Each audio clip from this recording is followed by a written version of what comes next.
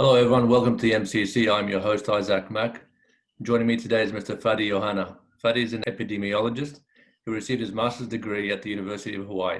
He studied centered on how the wars in Iraq affected people's health and education. Recently, he's been working on the solutions for people affected by COVID-19 through the public health sector. Fadi left Iraq when he was just a young boy and now resides in Colorado, where he's doing his Ph.D. Early in his studies, he received a scholarship to do his bachelor's in both biology and journalism. He wrote articles for the local Hawaiian newspaper while teaching and lecturing. He has a long resume and a long list of achievements, which is why we're very happy to have him on the show. So Fadi, welcome, my friend. I appreciate it. Thank you. Very humbled to be on here, given your incredible list of guests. Very humbled to be in the same breath. It's a pleasure to have you, man. It's as I said to you when I contacted you, you were on the list. So yeah, it's absolute pleasure to have you on. Definitely a highlight in a year of difficulty. I appreciate it. So you've pretty much grown up in Hawaii and experienced the island life, as they call it.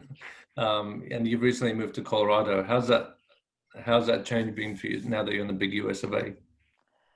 Yeah, moving from Iraq to Hawaii was a bit challenging because you're learning a new culture, you're learning a new language, you don't know anyone there. But luckily, and you've experienced this because you visited the island, the spirit, the welcoming nature, the friendliness of the people there was a huge advantage to myself and my family. We were able to set our roots and grow and mature and embed ourselves in the culture and the lifestyle. We were very lucky to land there, picked up friends that I'll consider friends for a lifetime, met my wife there, very lucky to be there. But moving to Colorado has been very interesting because we're right next to the mountains. It snows here, definitely different than going to the beach when it's 10, 15, 20 minutes away. But it does remind me very much to the environment that my father and where I was born in Iraq, because we're very close to the mountains. You see eucalyptus trees, you see evergreens, you see deer, squirrels, bunnies. So it's very similar to that, much closer than Hawaii. But moving from Iraq to Hawaii was incredible. Yeah. How old were you again when you moved? I was 11, 12. I was just entering middle school, Oh, junior yeah. high. Yeah. Yeah, right. And it's been a very eventful 12 to 18 months for you. I mean, you getting married to your lovely wife, Maggie, moving from Hawaii and also working on COVID on the front line. Tell us all about it. Like, it's pretty Yeah. hectic. Nothing forces you to mature faster than having your first job, first sort of a career job.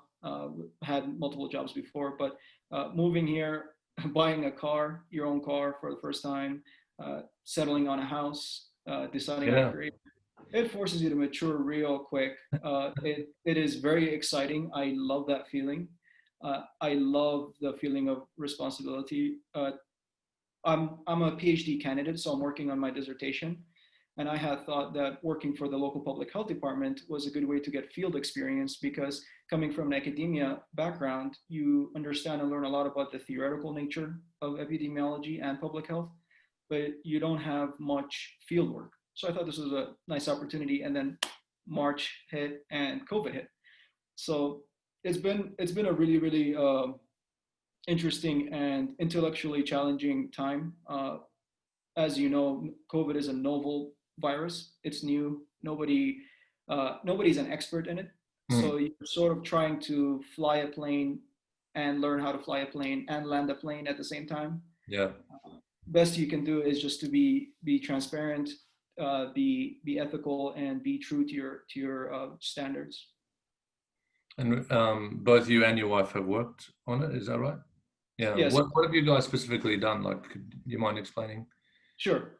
My job specifically, I'm an applied epidemiologist. My job specifically deals with data. So Yeah. I take large amounts of data and we help visualize it. Now that's for COVID. What we also do is we try to investigate patterns Mm. to pick up some tendencies. So, for example, we try to understand the holistic nature of the impact of COVID. So we talk to those that may have had therapy before COVID and they have to continue their therapy during COVID. How does Mm. that impact going from an in-person therapy to a virtual therapy? What does that do to the process? So it's beyond just capturing the number of cases, the number of hospitalizations.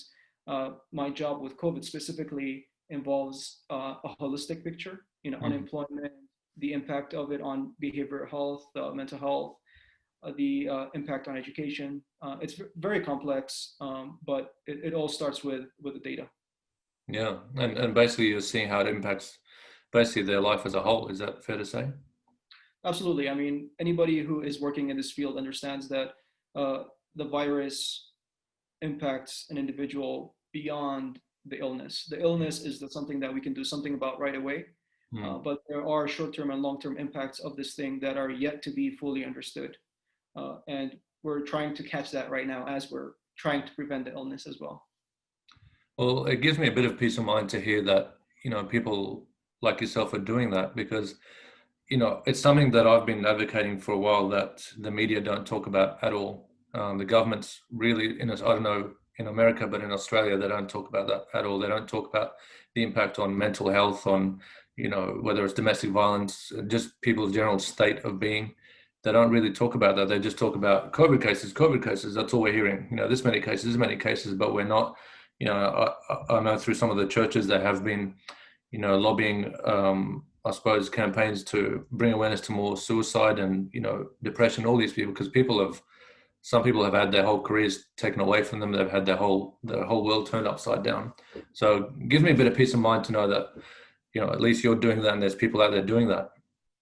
Absolutely. And it's professional malpractice to have it as a binary choice, right? That you can either buy into one and not the other. Both can exist in the world simultaneously. It can be a very deadly virus that spreads very fast, and it can have long-term impact on things other than illness because of COVID. Yeah. Now, for people who don't know, I didn't actually mention this. Fadi is actually my first cousin.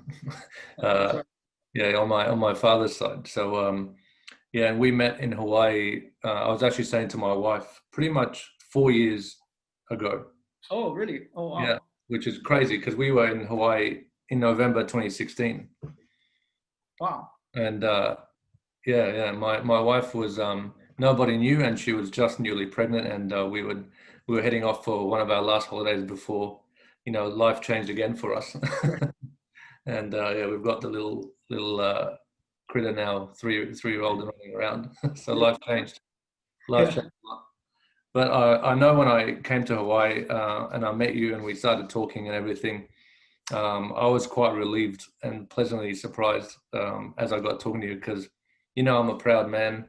I hold the values of our parents and our culture, really close to me, and I'm very proud of what our culture stands for. So I relieved when because I thought to myself, well, here's a cousin of mine that I can really connect with. He respects his parents greatly. He holds the values of our culture. He's doing his best to be all he can be. He's not a spoiled little brat who has forgotten about his roots, and he's honoring the sacrifice that his parents have made. Because I think I've seen the good and the bad of people that have actually migrated the first generation here, and some of them, I think I was talking to one of the priests.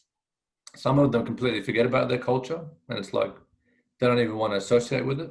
And some of them are staunch. I'm Iraqi, I'm Middle Eastern. So they're either like gangsters or they're like people that'll fall over when the wind blows.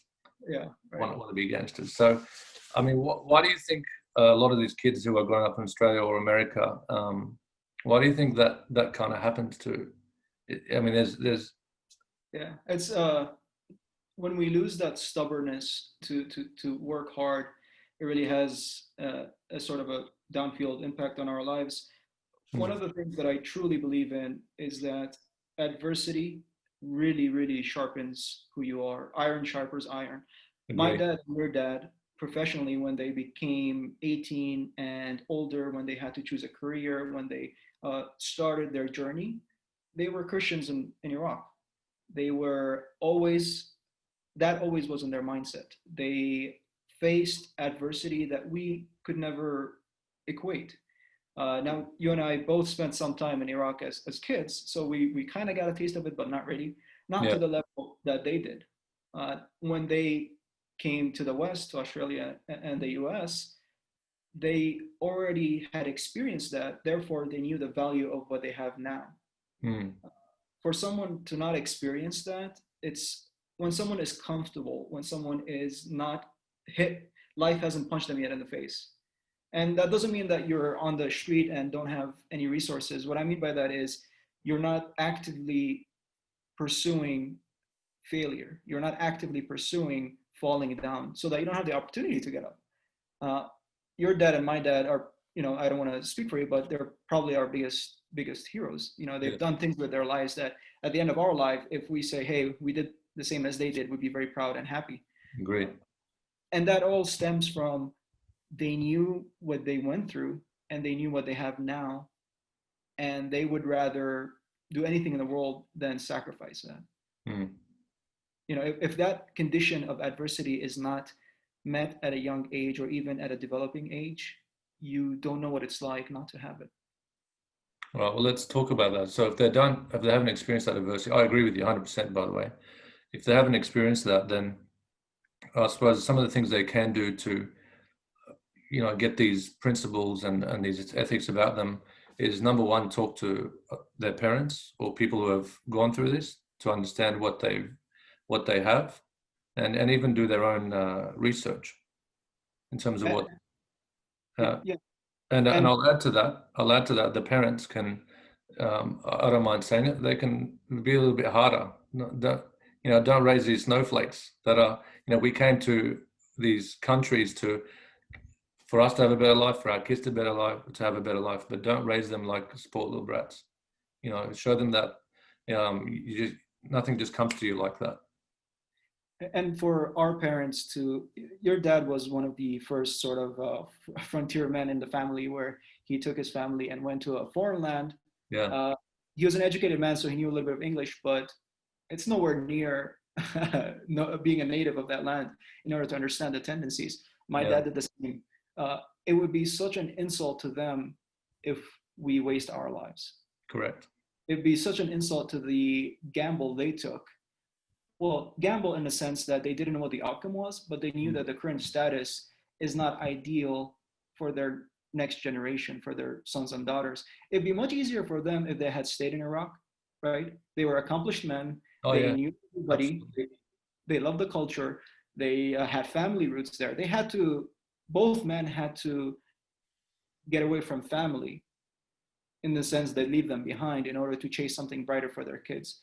So, I mean, we really didn't have a choice not to work hard, because and to honor their legacy, we can't just let it slip away. Correct. That's such a good point, because I remember I had my father on the show last week, as you know, and I asked him that question. I said, "How did you feel going from living in an 8 or 9 bedroom house with all your brothers and sisters, your parents, all of us being in completely an environment where you're comfortable with, where where you're head of, I suppose, even the community there, and coming to Australia where you have no contact with anybody and it's just us." It's such a, you can't, there's no way you can even imagine that unless you experience it yourself. And then after him, I saw him get his PhD, work his butt off, work at nights folding newspapers from, I think it was 10 o'clock at night till 5 in the morning. He did that for 5 years while doing his PhD, just to put food on the table. And he never ever complained about being tired. We talked about that. Bingo, exactly. We talked about that because I remember asking him, "Aren't you tired, Dad? Like, why? You're working this." And I was about probably 12 years old at the time, and he just gave me this look like, because I said the word tired. Right. It's like shameful, So seeing that, like, as example, as you said, they're our heroes for sure. And then from there, I saw his brothers. So he worked hard. He got his residency, and then he helped his brothers come here. And even his brothers were accomplished. They had master's degrees in engineering and whatnot. They come to Australia. Their degrees aren't even recognized, even though they were head of departments back there. Yep, They're not even recognized. So here they are going back to university in Brisbane or in Australia, getting the same degree, but so that's recognized in Australia, while they're working in supermarkets and all kinds of jobs. They've had to completely start from zero, humble themselves, and then rebuild themselves. And now they're successful engineers and whatnot. So yeah, I mean, that the sacrifice they made, what you said is so good in terms of us honoring them, honoring their sacrifice. It'd be pitiful for us just to do nothing and just to be another person in the society, and not stand out. Exactly. And that is applied to folks that are second generation or are not immigrants, right? That can be applied to anyone. Uh, the adversity that I was talking about, most adversity, you can kind of prepare yourself for it if you have a plan, and you can chase it so that it doesn't become adversity, it becomes success. If somebody 19 years old, 20 years old, 21 years old is working 20 hours a week, right? And he or she is not going to university. They've decided that a degree is not for them. They would rather go into the private sector to kind of make their own way. Well, why not work 30 hours? Why not work 40? Yeah. What is the end goal that you're trying to achieve? And are you the biggest reason why you're not getting there? Now, we are lucky because we experience a difficulty, but um, we're not held back by barriers. What I mean by that is we're both physically well, right? We both have both eyes, both ears, both legs, both arms. Yeah. Therefore, the barriers that we face may be because of us. And you never want to be the reason why you didn't accomplish something. You want it to be exterior factors. Hey, that person really didn't like me, my color, my ethnicity, my gender, blah, blah, blah, blah. Okay, that's fair. But if you're the reason why, then figure out why, fix it, move on. Yeah, it was a quote I read one time. It said, "Your life is a merciless mirror of you as a human being." And it elaborated from, it said the car that you drive, the clothes that you wear, the people that who you hang around with, your relationships, all that. It's a merciless mirror of who you are as a human being. Well, let's talk about distractions. I mean, to follow on from that, what do you think are the biggest distractions today that I think prevent people from being all they can be? I think, and keep in mind, this is all opining about things, so it's not definitely not the role of the book. It's just an experience. Most of the distractions are manufactured by us. We tend to, and this is as a generalization for all humans, we tend to chase the short-term validation, the short-term sweetness, while sacrificing a bigger long-term success. I tend to, and my friends know this, and I'm a bit of a jerk when it comes to this. I tend to harp on social media. It's one of my biggest pet peeves. It's sort of an armpit of society. It's like chocolate cake for me. It's great at celebrations, but if you eat it every day at excessive amount, you're gonna regret it later. Social media is such a wonderful tool for communication. I mean, you and I live in two different continents and we're talking to each other. Yeah. That is a miracle. But if I wake up every single morning, I grab my phone and I immediately log onto a social media platform, and my emotions, my mood is altered by that, that's a distraction. That's setting up the day in the wrong way. And I'm guilty of this just as much as everybody else. We tend to really, really love being emotive about something. We love to be angered or be happy about something. Yeah. And right now we're chasing that through social media, which can be a huge distraction. I mean, one of the tools that we use in public health whenever we're working on diet is we ask folks to log everything they've ate for a day, do it for 7 days, and then calculate their carbs, their calories, and see where the patterns are. What if for 7 days you log every single interaction you have on social media, and at the 8th day you look back and say, is this really who I am? I yelled at someone I don't even see every 5 years because I disagreed with them. Is that a useful time? It's probably not. I remember doing a 30-day social media fast. Oh, beautiful. And it was better than any fast you can imagine. Like, honestly, I just felt so much more clarity. Yep. Yeah. When you go back to it, you're like, oh, this is all crazy. Yeah. And I actually deleted them off my phone, even the apps, everything. And it was amazing because every now and then, my phone's here next to me. Every now and then I would pick up my phone, ready to, okay, oh, it's not on there. That's just habit, right? Yeah. Exactly. Yeah. Well, like it or not, I think you are a role model for people around you and future generations, and you'll probably end up having kids one day. 100%. Yeah. Okay. Just checking. Um, uh, is that something that's the forefront of your mind when you go about your day-to-day life, like being a role model? Uh, Absolutely not. I'm the No. 100% opposite. I and this is true. I'm not, just saying Yeah. things every day. Um, if I don't believe that I'm the luckiest man in the world, I ask why. If I walk into the room and I think I'm smarter than everybody, I've already failed. You cannot continue to drive yourself to be ambitious, to uh, succeed in your next venture if you're content or if you recognize yourself as a status. Now, that doesn't mean that you are not setting goals for yourself so you do become a role model. To me, a role model means that my house, my kitchen, my roof is open to you whenever you need it. I can share with you what I've learned from my experiences, uh, but that doesn't mean that you abide by it. To me, in my opinion, that's a slippery slope because it can lead to being complacent and content with things the way they are. And feed your ego in a way. Yeah. Subconsciously or actively, sometimes that happens without your knowledge. And you say, hey, I succeeded at this thing, you know, right on. I'm gonna take a little break, blah, blah, blah. And it's just not the way I'm wired. Well, I could embarrass you and go through all the achievements that you've had since you were a kid, because I think I've got a list of them. Yeah. But I won't. I won't, because I know you don't like that. But I know you represented, like you played representative soccer or football. You got your scholarship to do university. You did a lot of good things, And I remember when I met you in Hawaii, you were working nights, teaching as well as doing your degree and doing a lot of great things for the community, but you've generally excelled in what you've done.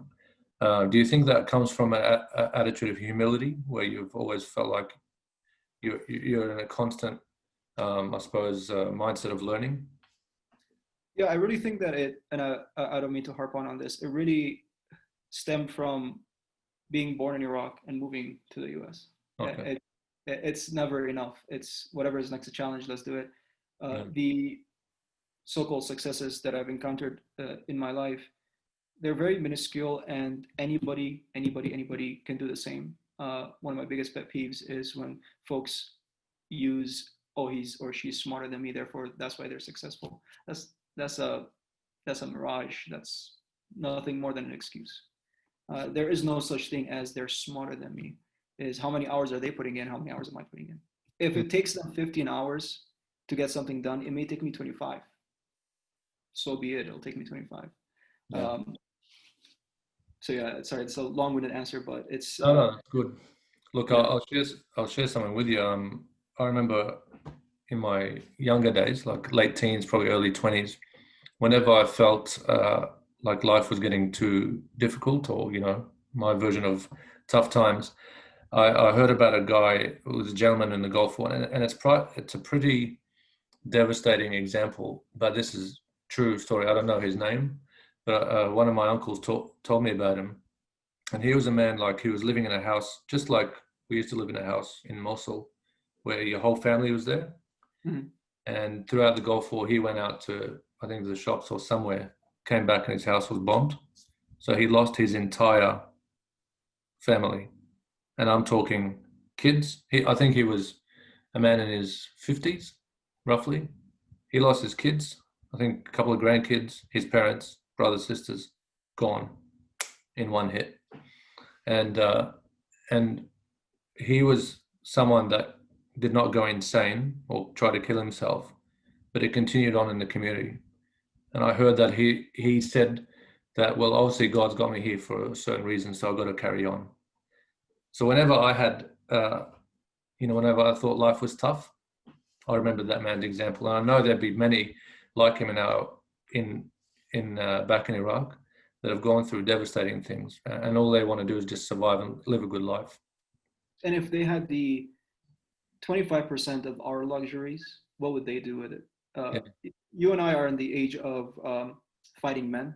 So if our fathers and our mothers didn't leave Iraq, you and I probably will be involved in the ISIS conflict, Yeah, because we're sort of adult age men. We're probably recruited, drafted, and who knows? We could have been in the first wave of Exodus. We could have yeah. been executed because we're males and we're Christians, because we're fighting age males.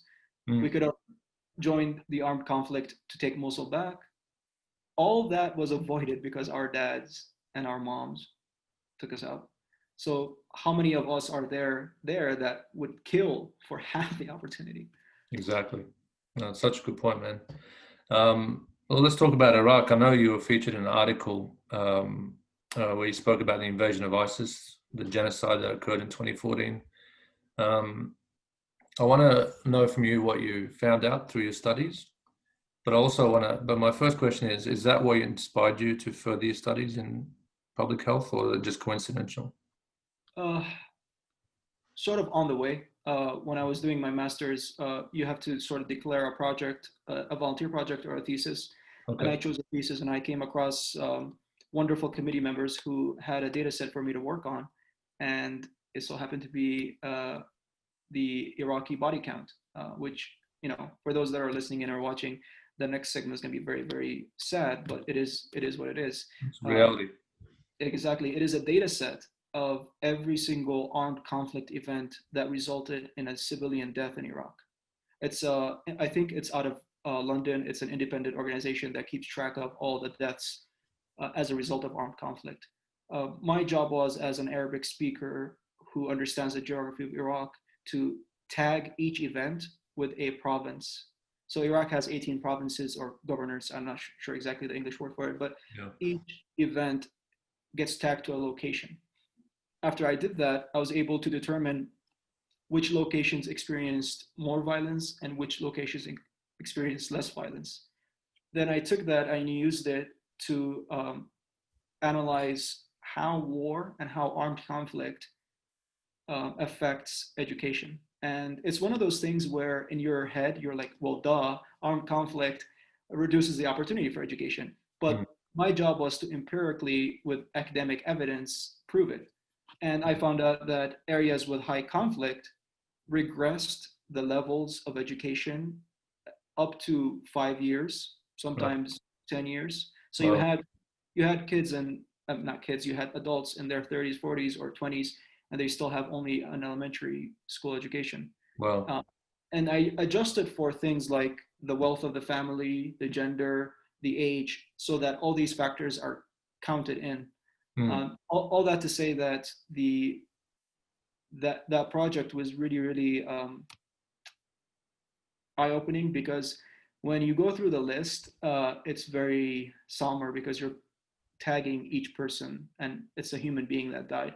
And one Yeah. of the lines was the street that I was born in and my neighborhood. And it happened in 2003, and I remembered it because we left in 2004. Wow. And I still have, we both still have family there. So it was very sad to say, but it's something that is not given its due attention. Um, in 2014, 15, 16, 17, when all that happened, you had an active genocide. You have an exodus from land that had Christians in it and its native inhabitants for thousands of years, and all of a sudden there are zero Mm. inhabitants there. You had folks that were told you either can, convert, pay a tax, or the sword, metaphorically speaking. Um, you had this extreme terrorism come into the country, yet it was not, the world didn't react fast enough, in my opinion, to Oh, prevent some of those deaths. It was a tragedy, and it's continuing. I mean, we're not scot-free here. I mean, no. it's still there. No, I mean, I spoke to Father Douglas Albazi, who was, one of the priests that was kidnapped. I think it was 2006, but he was also there when ISIS came in.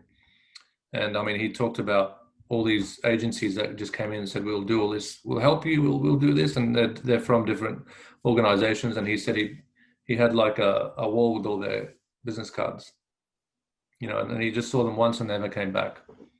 And what frustrated me more than anything was the lack of media attention. I was going around churches different parts of Australia speaking, just to bring awareness to it and just to raise some funds, just so, because my uncle was there at the time, the Archbishop, and I said to him, what do you guys need? Like, is there anything we can do to help? I mean, do you need us to send clothes? He said, well, funds is what we need so that we can put people in shelter. So, all right, well, let's start raising funds. Let's start doing that, because the good old Obama and I can talk about this for the next 3 hours, but the Obama and Biden administration at the time did absolutely nothing. You know, they got a lot of blood on their hands, those people, and they did nothing about it. So it was left to the churches to actually try to fix the mess at a bill. Yeah, and what you said right there is the key for me. The personal responsibility that you took on and went to churches. We as immigrants, especially the first generation, we cannot wash our hands from responsibility. Now, some folks are able to give, some folks are able to distribute on social media after running on social media previously, but each person is able to contribute something, even if it is just a prayer. As Christians, we believe that prayer is the biggest weapon that you have. Correct. Are you praying for the Christians in Iraq? If that's the most that you can give, so be it. But if, politics, government, media, got the media, but it all starts and ends with us. If we're not going to take action, why the hell should the media care? Yeah. And we're from there. Yeah, very true, buddy. Is there anything else you can give us an update on what's happened in Iraq, like in Erbil, or have you completed your studies with that?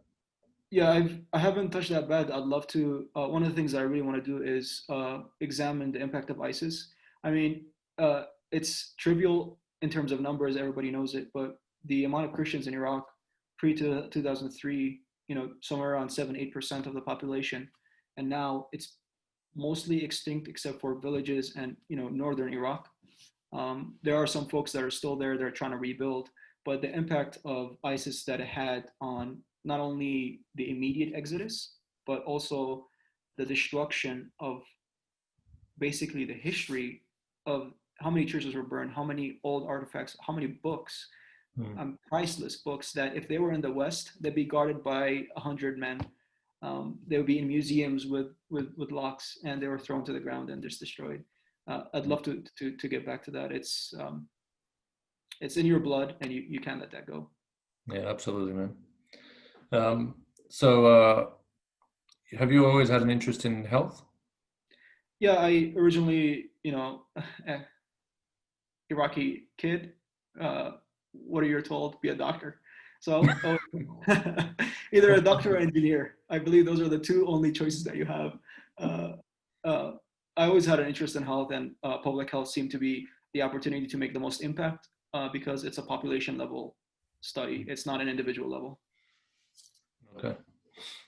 And what about, I think you've already answered this question. I was going to ask you about role models, but other than your father, is there people that you met along the way that became a great role model for you? Definitely. I mean, I've had my current boss, my committee members who are just aspirational. One person that is always in the back of my mind is Archbishop Rahul. Yeah. And, it's for those that don't know, he was the Archbishop of Mosul, I believe, early thousands. He was given that title.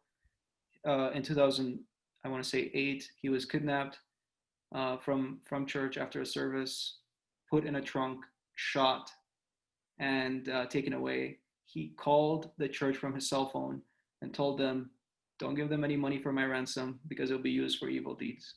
I mean, how do you, as a human, and he was an archbishop, so he was holier than most, but how do you, as a human, knowing that your life will end, say, "Don't give them money because it'll be used for evil deeds"? And he was one of those figures, and there are a lot of them. Your uncle's one of them too. That my uncle got his job. Right, he refused to cede an inch of ground, to give up the heritage, to give up the faith, to give up all of these things. And just imagine the pressure, a daily pressure. You don't know if you're driving from church to the supermarket if you're going to get kidnapped. And he never took a step back. And his death was widely condemned. It became a huge story, but he's the one that gave me my first communion. He Oh, married really? he married my parents. I have pictures of him. Wow. He was a wonderful, warm, funny idol, and it's I'm very sorry that I won't be able to visit him. Yeah. Yeah. Well, maybe one day we can go back and visit the people that left behind, huh? Yeah. What would you, I know what I'd like to see eventually happen in Iraq, but do you think it can happen, or what do you think needs to happen? Do you see any hope there for us to have a safe haven? Yeah, I mean, this might be a little bit controversial, but hey, it's all opinions here. One of the bright spots that is happening right now is the acceptance of critique of the government. Uh, Wait, say that again? Acceptance of critique of government. Yeah. That idea of the government is not the all-knowing, uh, all be all. One of my favorite figures to follow, and some people don't like him because they don't think he's funny or he might have a political leaning, but um, his name is Ahmed Bashir. He's the guy who makes the Bashir show.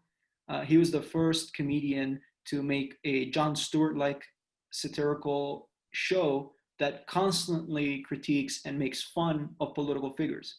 Imagine doing that in Iraq, where you use comedy, you use sort of prevalent news in order to tell the population that, hey, this is not okay. Corruption is not okay. Excluding one sect because of their religion is Hmm. not okay. The more that happens, the more we divorce government from religion. And this is coming from a very religious guy. Divorcing government from religion in the Middle East has to be the first step. Well, Otherwise, we're going to end up the same exact place that we are. yeah. Yeah, very good. So both we talked about this before. Both you and your wife work in the public health field, and I think you used to teach together back in Hawaii. Um, how did you guys make that work as a couple? Because I know for some couples, they'd probably feel like they need more space or they need, but I think you guys, and that's where I connected with you, is that, I go with my wife everywhere. I don't, I don't have boys' nights and all this sort of rubbish and all that crap. I don't need time away from my wife because that's my best friend. Exactly. So, and we've worked together on projects and business. I've helped her and stuff. She's helped me out a lot. She has she's a lawyer. She's a very smart woman. You married a very smart woman. But what could you say, like, how do you guys make that work? We constantly check in with each other and we constantly have a plan. We, like you said, I worked so hard to convince her to marry me. Why would I? Why would I step away from that? In time away, yeah. And this is especially prevalent for youth, and this applies to everyone, including myself. Um, your standards for your partner has to be true. You yourself have to understand those standards and know them, and then you have to apply them. More importantly, if you are not able to live by their standards, then you're not doing your job. And this is a little bit controversial nowadays. You can't say this anymore, but as a man who is trying to convince your wife that you can be the man for her, that you can be that force that she can use, she can lean on, she can Strength. that you have to make that a priority in your life. If your partner is secondary and their happiness is secondary, then your relationship is secondary. So what else can you expect from it other than trouble? My wife and I went through periods where we'd be okay eating dollar meals at McDonald's because we were planning for a brighter future. Before our wedding, we took a side job cleaning dorms, cleaning beds and toilets, and both of us had zero problem with it because we were planning for the future. It was not beneath us to do anything in order to make the next year of our relationship and future better and better and better. Brilliant. You guys met at school or where? We met at our youth group in Hawaii, Newman Center, our Catholic church. Yeah. We met through that youth group, and things like that are so important for Christian youth. These groups are really, really fundamental in everyday life. I've had people say that youth groups is a good place to meet people. Worked for me. So, you just touched on like church and like how has I suppose we could talk about this for quite a while, but how has faith played a role in your life? Oh, 100% driver of many aspects. Everybody goes through periods where you're doubting, or you're not practicing as much as you should, or you're not giving as much as you should. And if you're not going through those periods, you're not a Christian. If you're not doubting and if you're not questioning, your faith is superficial, in my opinion. Hmm. Faith really has been a cornerstone. It was a red line for the person that I will marry, and it was the same thing for Maggie. It had to be someone who believes. It has to be someone who, and this is the most important part, you can recite the entire Bible. If you're not practicing what it's saying, it means nothing. You think that at the end of your days, you're going to go to Jesus and say, "Hey, I can tell you what you said." He's going to say, "Okay, great." Or what did you do with it? Um, you can be a practicing Catholic, but if you're not practicing Catholicism, what's it all for? Will you ever take up acting? Acting? The profession of acting? Yeah. No. I was just gonna say, because if you grow your hair longer, Careful there. Careful there. I'm not gonna say it.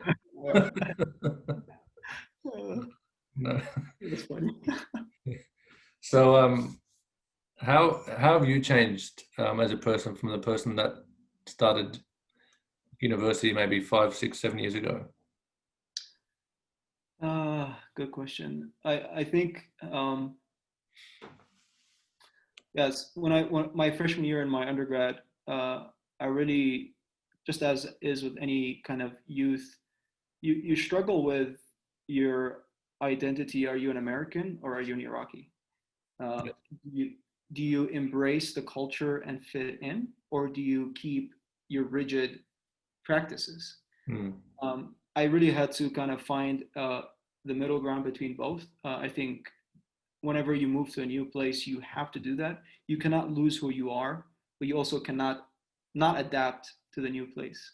Um, Personally, when I went into undergrad, I had um, not as sort of a disciplined approach to my goals. And I did graduate in 4 years, but if going back, I could finish it in 2 years if I had more disciplined approach to what I wanted to do. A lot of college years are wasted based on a major that folks are not even happy with. And I'm entering my 9 years in academia, and I can tell you most of it can be condensed if you have a plan. All right. It's And you've done it fairly quickly, yeah. relatively speaking. And anybody, like I said before, anybody who puts in the time can do it. There is no such thing as there are such things as higher IQ. I give you that, but higher IQ just means that it'll take you 5 hours. It'll take me 10. That's true. That's a good point. And what do you think your purpose is right now? Like you're now in Colorado. You're married. You've got your home. You've got everything. Your life's ahead of you now. But what's your main goal, or I suppose purpose? My sort of immediate goal is to make sure that my family is set, that we have a setting that is comfortable. My sort of long-term goal, which is always the case, is to make sure that when folks talk about, hey, I met a guy who was born in Iraq, or I met a Christian guy, that I try hard to provide a good example of that. I do not want to be used in a sentence where it says, hey, I met a guy from Iraq and he's a jerk, or I met a Christian and he's not a practicing Christian. Yeah. Those would be detrimental to my future, and I really try to have those as a future goal, ongoing goal. Is there any particular habits that you think you could pinpoint that contributed to you succeeding what you did, what you've done so far? Yeah, financially, and I'm a bit of a OCD about this. Budgeting has to be a key component of any planning, and that's budgeting financially and budgeting for your time. We have 24 hours a day. 8 of them are asleep. Say 8 of them are working. Nine of them are working. The rest of the time, what are you doing in order to tomorrow not regret what you didn't do yesterday. And all of us have hours that we waste. It just determines when, on where, and how much of it are you wasting. In terms of financially, uh, if you know how much money is coming in, but you don't know exactly where it's going out, you're going to fall behind, or you may not succeed at as much as you can potentially. Budgeting financially has to be done in order to have a sound household that plans for emergencies, that has capability of withstanding trouble, and life will give you trouble no matter who you are. Very good. Did anyone teach you that? Because that's not what we're taught at school. No, no, it's not. Honestly, it's from uh, you want to be independent from your parents financially so that you don't add a burden to them. You know what I'm talking about. The best thing that you can do for your parents is not to take money from them. Correct. And I'm sure they would agree. uh, having your debit card be rejected is truly one of the best experiences you can have, because you never want that feeling ever again. Yeah, absolutely. And look, what you're doing there is fantastic, because by actually taking ownership of your finances, you're eliminating a big stress that I think 90% of people deal with every day. Because one of my old mentors, he said to me, if you don't control your finances control you, they consume you. And it becomes like, it's well-known fact that it's one of the main causes of divorce, finance problems. So by you taking ownership of that is fantastic, because you're setting yourself up for, great habits for your future and your future kids. I know you mentioned 4 years ago, but one of the things that you told me, which Mike and I constantly talk about, is you mentioned that it shouldn't be a shame or an idea of shame that you are chasing more money so that you can do more with it for your community. I remember that exact conversation because you were talking about your responsibility to give some of your income to those that need it. We as Christians and we as good people should do that. The more you can give is based on how much you can make and how much you financially schedule. Well, the thing is, and why I said that is because I learned that from people that were somewhat wealthy, and I saw what impact they could do. I've always believed, and I learned this. All money is a magnifier. It just magnifies who you are. So if you're a nasty person and you get a lot of money, you'll be a much more nasty person. But if you're a good person and you get a lot of money, you do a lot more good. That's all it is. And when you make money that is outside the norm of just a 9 to 5 income and just having that little bit left every week, when that gap is between your expenses here and your income is there, then there's a lot you can do with that. You can do things that are outside of your circle, not just paying for someone to mow the lawn or things like that, and being able to actually give to people who really need it, and making a difference. It's a wonderful, wonderful feeling. It is, and again, the independence, the making sure you're not a burden financially on anyone. It's one of the best things you can do to anyone. Yeah, yeah. So, what do you want to pass on to your kids or or future generations? Like we talked about the youth, I suppose, that are coming through, and the second generations and all that stuff. I know the ones that are going to listen in, they're going to get a lot out of this. But what would you like to pass on to those people coming through, and even your potential future kids? That's a good question. I for sure will explain to them what their grandpa did to get us where we are, not to insult his legacy, similar to how I learned it. I'd make sure to transition to them the language and the culture. Okay. The Arabic and Aramaic, both of them, the history of the place where we come from, and the significance of the place we are in right now. That is key. You cannot only talk about what was, because for them, they will never know what that's like. They know what it is now. So you kind of have to find a way to merge the two. And I think the most important thing I hope to pass on is the value of a dollar. And I don't mean that in a greedy sort of money is my God way, but in terms of if I work for, say, $15 an hour, and then I go somewhere and I spend $20 an hour. Whatever I just spent my money on is worth more than an hour and some change of my work. Is it worth it? Yeah. That value is fundamental for success. If you just throw your money around at senseless things, you're actually sacrificing your own work hours and your own labor. Yeah. And you're not putting value on yourself. Yeah. And I think why I had that conversation going back to when I met you in Hawaii is because I believe for a long time, and I grew up in church as well. I had this conflict in my head when I got out of high school and I went to university because I knew I wanted to be successful in what I did. And I was scared to say the words, I want to make a lot of money. Because there was this guilt that I had because I maybe misunderstood what the church and the Bible teaches, because they say things like happy are those who are poor for they have a place in heaven and things like that, and I associated struggle and poverty with divine I suppose privilege almost, and there's a long time where I had that conflict, and then when I realized, well, hang on a sec, if I'm successful what I'm doing, naturally I'm going to make more money. All it is a measure of your success. So there's Yeah, absolutely.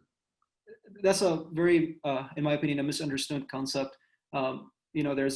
It's easier for a camel to go through an eye of a needle than a wealthy man.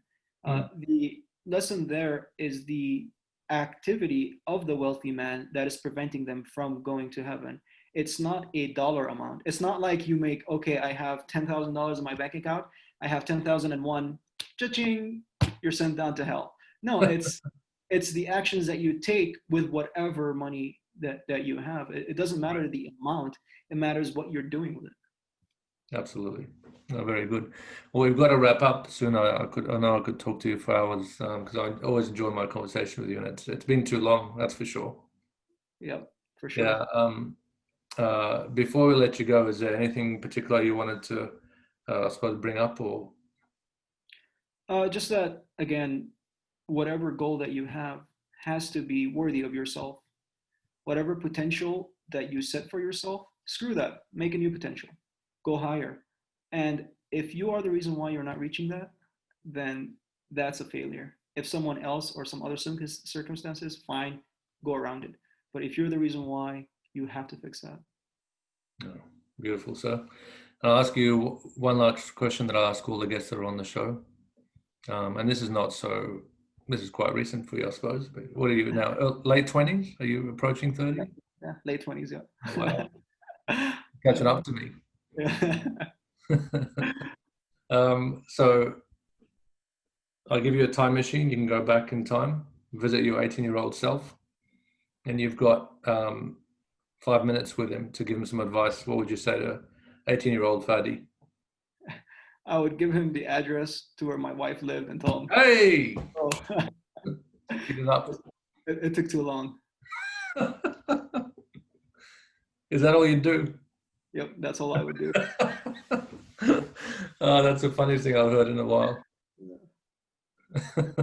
And how's she going? She's good? She's enjoying? Yeah, I mean, we're both work in the same department. She's working with health disparities, so she's loving her job. It's one of those things where I work with her, I live with her, so it's awesome. Yeah, no, that's brilliant. So, and anything you can tell us about the progress of, just before we let you go, in terms of the situations with COVID now in America? Because I know America right now is, I probably should have brought this up earlier, but you got some craziness going on with the election right now. All these court cases going on, and you've got COVID to deal with. Where are we at right now? Right now, the U.S. is seeing record number every single day of cases, Okay. and more worrisome, we're seeing a lot more hospitalizations. So remember, the whole thing about this is to protect the hospitals so that hospitals are able to give care. Right now, it looks like to be, if not the highest peaks, it's getting there. So it's a little bit about hands on deck, and there are a lot of distractions happening, which dilutes the message of public health, and it puts public health in a difficult position because we're seen, even though we're seen as policymakers. That's not our job. Public health people we're like the weathermen. We tell you today there are this many cases. It is up to you to make the decision if you want to go out if it's raining or not. Yeah, good. And what's it like? What's the mood like with all the craziness of the election going on? I think, and this is probably good to bring up, I think there's either extreme jubilation or extreme anger, or extreme feeling of defeat. Um, I know about politics as much as the next person. Um, I despise politics. I can talk about them because I'd like to educate myself about them. Mm. But as Christians, especially, and I'm speaking because I am a Christian, um, our we answer to one person, and if we lose track of that and we depend on people to give us what we want that we should be getting from that one person, we're losing the battle. That doesn't mean that you're not active, that you're not knowing what's happening, that you're not doing your part. But you vote one day of the year. You're a Christian 365 days of the year. It's good. Beautiful. On that note, we'll leave it. That's beautifully said, sir. Well, thank you so much for your time. I wish you absolutely, every blessing that you could possibly experience, and hopefully the borders open up soon, and you can, get your butt over here to Australia, or we'll come visit the beautiful mountain ranges of Colorado. Absolutely, and I'm really humbled to be on this podcast with an incredible amount of guests. I look forward to your future guests because, wow. My pleasure. God bless you, buddy. Talk soon.